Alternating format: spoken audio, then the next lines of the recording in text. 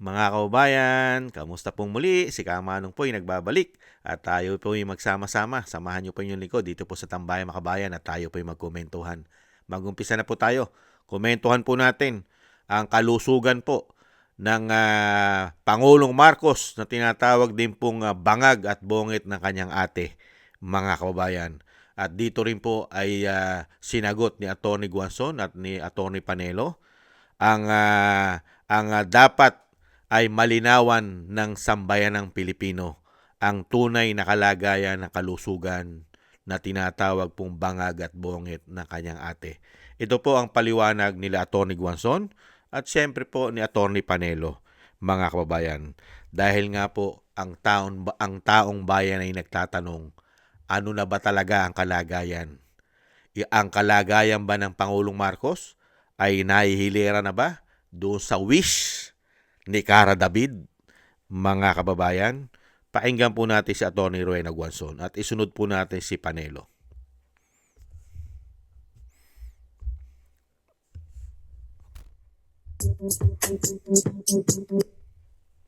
So, dapat ang kalusugan ni PBBM ay malinaw sa publiko.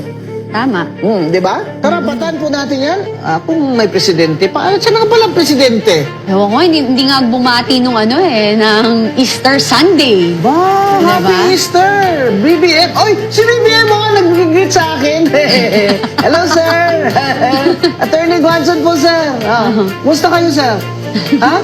Nag-iiling-iling siya. Hindi daw totoo, napatay na siya. Ay, hindi naman po namin sinabi, napatay na kayo. Ang totoo po, ang tinatanong ng mga tao, President BBM, ay ilabas naman ng inyong Executive Secretary ang state of health dahil nasa konstitusyon yan. May right to information ng mga tao dyan.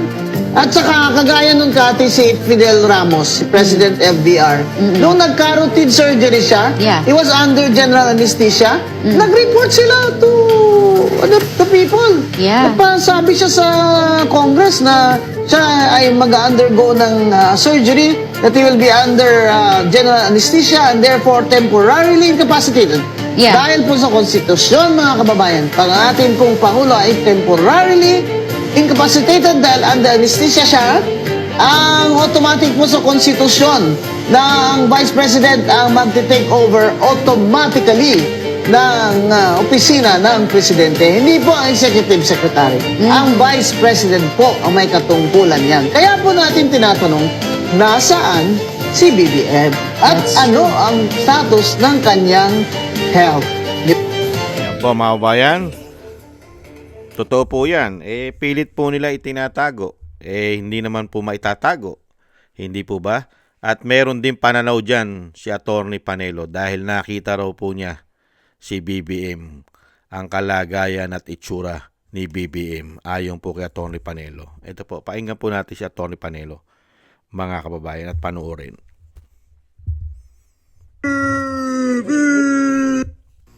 Alam po ninyo yung sakit ni Presidente Marcos Jr. Yan ang problema kasi. Ayaw niya pang sabihin, mas makakabuti sa palasyo at kay Presidente Marcos Jr. na aminin niyo na meron kayong dinaramdam. May sakit. Di ba sabi ko sa inyo, nakita kami sa isang wake, doon sa wake ni nasirang Edgar Kamangon. Hindi ko po siya nakilala doon kasi nga yung itsura niya, nagulat ako dahil nakala ko sinong matanda na hinang lumalakad. Yung pala, paglikod niya, nakita ko talagang bumagsak ang mukha niya, bumagsak ang katawan. Talagang may dinaramdam. Kaya nga sabi ko sa inyo, pinagdasal ko pa eh. Kaya makakabuti sana kung sabihin na para ang taong bayan, kahit na disgustado sa kanya dahil isa naman siyang kababayan at tao rin siya at siya ang namumuno ng ating bansa, panalangin naman ang kalusugan niya.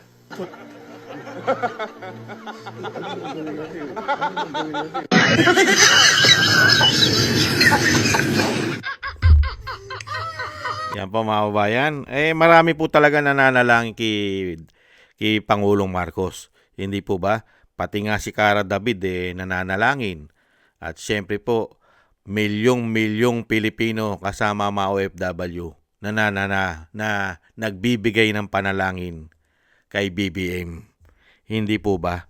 At syempre po, ito po si BBM noong mga nakaraang araw at nagpapahayag pa siya noon, mga kababayan. Ang itsura po ng Pangulo ay talagang grabe ang ibinagsak dahil mismong si Atty. Panelo ang nagsabi at nakakita at nakasaksi ng harapan nung makita niya sa isang wake na sinasabi po, mga kababayan. Ito po, pakinggan po natin si BBM, mga kababayan. Nung nakaraang araw, nagsasalita pa siya. Kahit na may malaking gulo na nangyayari, ay ang aming hangarin ay basta't kaunti lang ang mararamdaman o sana man kung kaya namin gawin, sana walang mararamdaman ng ating taong bayan sa kanilang araw-araw na pagtrabaho, sa ating mga estudyante na araw-araw pumapasok. Alalahanin niyo po ninyo na ang inyong pamahalaan ay laging nandito. Lagi kaming nag-iisip ng panibagong paraan upang matiyak na ang inyong pamumuhay ay normal, maayos at ligtas. Maraming salamat po. Kahit na Yan po, mga kababayan. may malaking gulo na nangyayari. Yan po, yung pahayag pa yan niya noong mga nakaraang araw o nakaraang linggo, mga kababayan. Nakita po natin ang itsura ng Pangulo at pati po ang kanyang pananalita ay naapektuhan na. Hindi po ba?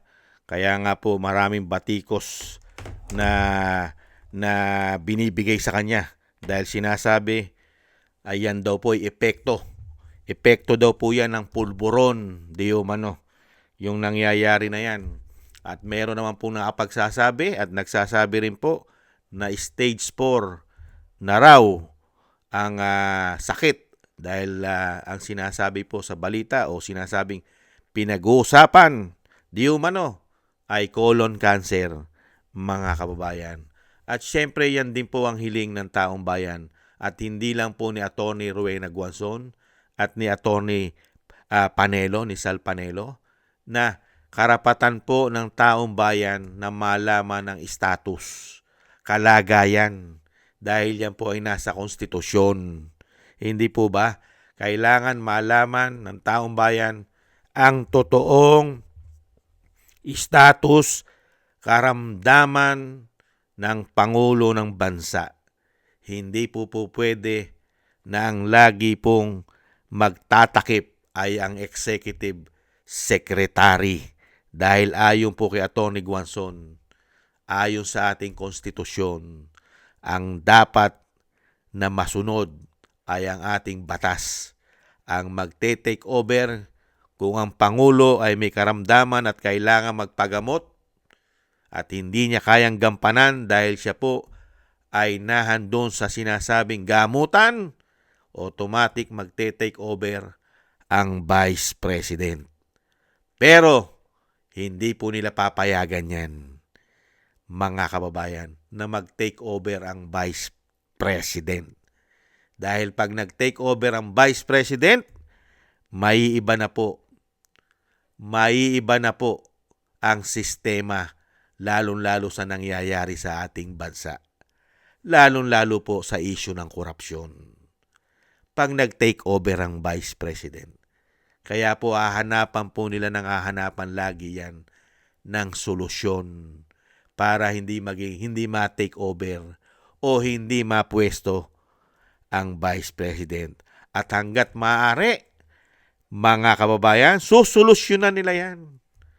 Dahil alam naman po natin, ang mainstream media, karamihan sa mainstream media ay nasa kanila di umano dahil sa mali-maleta na nadadala rin sa kanila. Ayon po yan sa ating mga soldiers at mga ex-marine.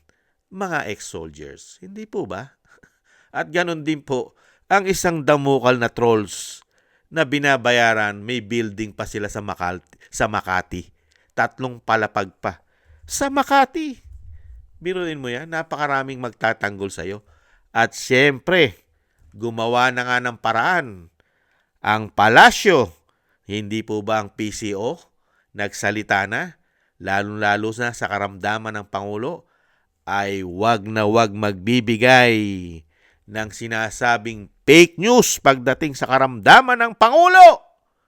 Mga kababayan, bawal na bawal pagkakaramdaman ng Pangulo ng pag-usapan. Baka ma-fake news daw tayo, mga kababayan, ay madidemanda ka pa. Makakasuhan ka pa nila. Pagka ang kalusugan ng Pangulo ang pinag-usapan, ay pwede ka nilang sabing fake news ka. Pero, wala naman silang nilalabas na impormasyon na dapat ay malaman ng taong bayan ang totoong kalagayan ni Bongit na tinatawag na bangag ng kanyang ate. Bakit? Ano po? Ano po ba ang dapat naming malaman na ayaw nyo sabihin? Mag-iintay na lang ba kami? Nakatulad po na nangyari kay Akop? Kay dating Congressman Akop, gano'n na lang po ba? Biglaan na lang? Gano'n na lang? Nabibiglain nyo na lang ang mga Pilipino? Hanggat maaari? Gano'n po ba? Lalong mas magaling naman sa mga Pilipino yon na mabigla ang mga Pilipino na katulad na nangyari kay Akop. Hindi po ba, mga kababayan? Hindi naman po kasi maitatago yan. Dahil nakikita naman po sa panlabas na kaanyuan. Napakahirap po itago, lalo-lalo po ang karamdaman. Dahil humihina ka riyan. Lumalaki ang iyong pagbabago riyan. Lalo-lalo kung ang karamdaman mo ay dapat tutukan ng gamutan. Babagsak at babagsak ang iyong kalakasan at ang iyong katawan. Dahil mismo si Salvador o si Sal Panelo ang nagsabi na grabe ang itinanda ng Pangulo at grabe ang inihina ng Pangulo. At syempre, dyan din po sa sinasabing St. Luke's ay grabe rin daw po ang bantayan dyan. Grabe raw po ang gwardya dyan, di umano, mga kababayan. At syempre, nagpapalabas daw po sila. Nagpapalabas din daw po sila ng mga ibang video na para masabi lang ang Pangulo ay nagtatrabaho. Nagpapalabas na raw po sila. Kaya nga po yung isang video na kumakalat, mga kababayan, nahandun pa sa video ang dating pumanaw na sekretary at naging senador at naging Senate President na si Manong Johnny Ponce Enrile. Pasama pa raw sa meeting na sinasabing ni-recycle nila yung video. Deo mano. Kumakalat po yan. Hindi po ba? Dahil nga po, bagay, pwede rin kasi marami kasing dahilan yan Bakit po? Ayaw magpakita at ayaw pa lumabas din ng Pangulo. Di po ba nangyari din po yan?